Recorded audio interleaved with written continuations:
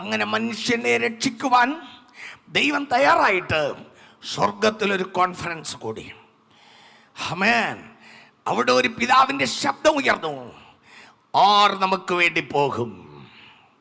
പുത്രനായ ക്രിസ്തു പറഞ്ഞു, അടിയനിതാ, അടിയനെ അയക്കണമേ. പുത്രനായ ക്രിസ്തു ദൈവത്വം ഊരി വച്ചിട്ട് വെറും ഒരു മനുഷ്യനായി ഒരു സ്ത്രീയുടെ ഗർഭാശയത്തിൽ ഒതുങ്ങി അവിടെ ജനിച്ചു വളരുന്ന ഒരു മനുഷ്യനായി ലോകത്തിൽ വന്നു. സർപ്പത്തിന്റെ തലയെ തകർത്ത് ക്രൂശിൽ തറച്ച് ശാപത്തെയും വിരോധമായ പ്രതികൂല എഴുത്തുകളെയും മായ്ച്ച് അവന്റെ അധികാരത്തെ തോൽപ്പിച്ചിട്ട് ഈ ജനത്തെ രക്ഷിക്കുവാനാണ് യേശു വന്നത്.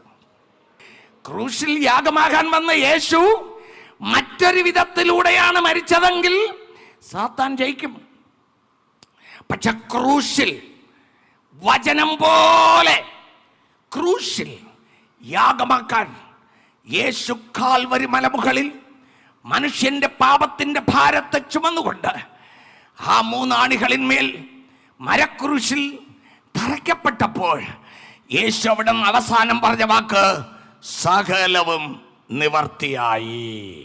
സഹോദര, എന്നെയും നിന്നെയും രക്ഷിക്കുവാൻ വേണ്ടി ചെയ്തു തീർക്കേണ്ട രക്ഷണ്യ പ്രവൃത്തികളെല്ലാം ഇതാ കാൽവരിയിൽ നിവർത്തിയായി. സ്തോത്രം. അവിടെ വച്ച് കാൽവരിയിൽ സകലത് നിവർത്തിയായി എന്ന് പറഞ്ഞപ്പോൾ സാത്താന്റെ തല അവിടെ തകർന്നു. ഇതുവരെക്കും നിനക്കും എനിക്കും വിരോധമായി എന്ന് പറഞ്ഞ നിത്യ മരണമെന്ന നാശത്തിലേക്ക് എഴുതി തള്ളപ്പെട്ട എനിക്കും നിനക്കും ആ വിരോധമായ കൈയെടുത്ത് ഇത് ക്രൂശിൽ തറച്ചു.